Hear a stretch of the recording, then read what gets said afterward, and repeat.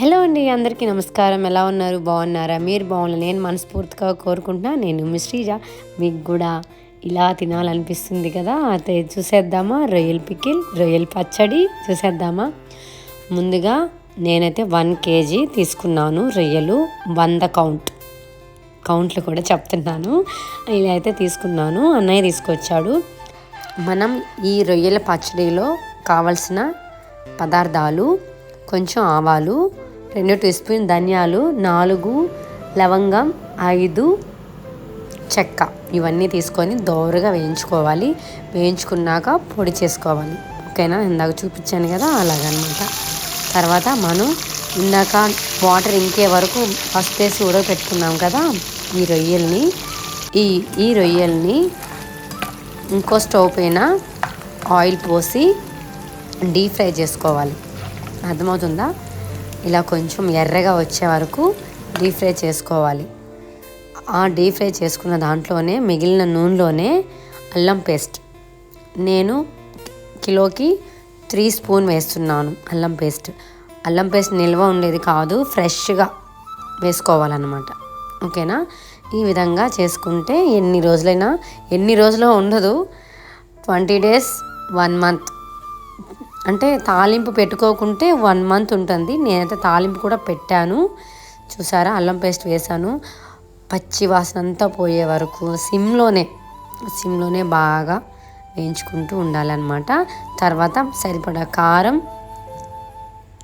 ఉప్పు, అలాగే ఇందాక మసాలా వేయించుకున్నాం కదా, అవన్నీ ఇందులో వేసుకోవాలన్నమాట. చూసారా? ఇలా మంట మాత్రం బాగా సిమ్లోనే పెట్టుకోవాలి, హైలో పెట్టుకోకూడదు. సిమ్లోనే అల్లం వేసుకున్నాక కారం వేసుకున్నాక ఇందాక మసాలాలు చెప్పాను కదా, మిక్సీకి వేసుకున్నాం కదా, ఆ పొడన్ని ఇందులో వేసుకోవాలి. నేనైతే మొత్తం వేసుకుని కొంచెం వదిలిపెట్టాను అంతే. మొత్తం వేసేసాను. అంటే నేను చెప్పాను కదా, ఇది 4 అది 4, ఎక్కువ అంటే కారం ఎక్కువ వచ్చేస్తుంది కదా. చూసారా? ఈ విధంగా ఇది కూడా బాగా కలుపుకోవాలి. ఇది కూడా సిమ్లోనే పెట్టాలి. అర్థమవుతుందా? మా పిల్లలు చాలా ఇష్టంగా తింటారు. ఇలా చేసుకున్నాక 2 నిమ్మకాయలు తీసుకొని చల్లారినాక పిండేసుకుంటే అందులో రొయ్యలు, ఇప్పుడు ఇందాక డీప్ ఫ్రై చేసుకున్నాం కదా, ఆ రొయ్యలని ఇందులో వేసి బాగా కలుపుకొని ఉప్పు సరిపడా చూసుకొని పక్కన పెట్టేసుకున్నాక 2 నిమ్మకాయలు తీసుకొని చల్లారినాక, వేడివేడిగా వేయకూడదు, చల్లారినాక నిమ్మకాయలు పిండేసుకుంటే అంతే, అయిపోయింది కదా. అంటే 1 month ఇలా చేసుకుంటే ఇలా ఉంటుంది. నేనైతే తాలింపు పెట్టుకున్నాను, వెల్లుల్లి వేసి.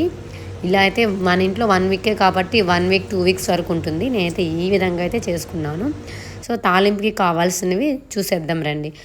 చిన్న బాణీలో ఆయిల్ పోసుకున్నాను, కొంచెం 2 ఎండుమిర్చి, అలాగే పోపు దినుసులు. ఓకేనా? ఇవన్నీ వేసుకొని తర్వాత కరివేపాకు, తర్వాత వెల్లుల్లి, అది పీల్ చేయాలి. ఓకేనా? పీల్ చేసి ఇలా అయితే వేసుకోవాలి. వేసుకున్నాక ఆల్రెడీ చల్లారిపోయింది కదా, చల్లారిపోయిన తర్వాత తీసుకొని ఆ రొయ్యల్లో వేసేసేయాలి. అంతే. చాలా అంటే చాలా టేస్టీగా బాగుంటుంది. మీరు కూడా ఒక్కసారి ట్రై చేయండి. చేసి కింద కామెంట్లో కామెంట్ చేయండి. చాలా బాగుంటుంది. నేను చెప్పిన పద్ధతిలో చేసుకోండి. చాలా అంటే చాలా బాగుంటుంది. మీరు కూడా ఒకసారి ట్రై చేయండి. Thank you so much. Love you all. ఇలాగే మన వీడియోని ఎక్కడ స్కిప్ చేయకుండా చూడండి. ఓకేనా? కింద మీరు చేసుకుంటే నిజంగా కింద కామెంట్ చేయండి. ఓకేనా? చూసారా ఎంత బాగుందో కదా? చాలా అంటే చాలా బాగుంటుంది. Thank you so much. Love you all. చూస్తుంటే మీకు కూడా నోరు ఊరిపోతుంది కదా, నేనైతే అలాగే అనుకుంటున్నాను. చూసారా? చాలా బాగుంది కదా చూడడానికి. ఇంకా తింటే, నేనైతే తినేసాను. తిన్న తర్వాతే వీడియో పెట్టాను అనమాట.